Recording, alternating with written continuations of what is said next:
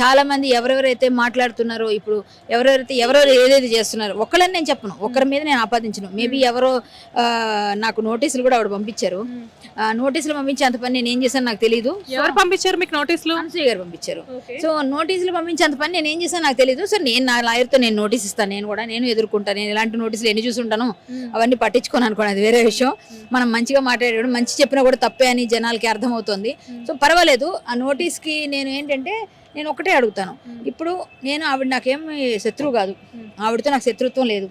నాకు ఆవిడ కొలీగే, నేను చాలాసార్లు కలిసాము, చాలాసార్లు విషయాల్లో. అంటే ఆవిడ యాంకర్ అవ్వచ్చు, మేము ఆర్టిస్ట్ అవ్వచ్చు. ఇప్పుడు ఆవిడ కూడా ఆర్టిస్ట్. చాలాసార్లు ఈ షోస్లో కలుస్తాము, అంటాము గట్టిగా.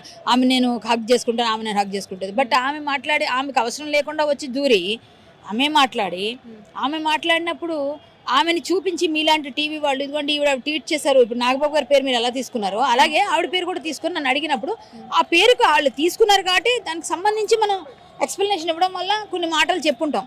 ఆవిడ అంత ఇబ్బంది పెట్టే విధంగా నేనేం చెప్పలే, మామూలుగానే చెప్పా. కాకపోతే ఆవిడ అట్లా హట్ అయి ఉంటుంది, మేబీ అలా ఏదో పెట్టుకున్నారు. సో నేనేమంటానంటే ఆ అవకాశం ఎవరిచ్చారు నాకు మాట్లాడడానికి? మీరే కదా ఇచ్చింది. డెఫినెట్గా కదా మేడం.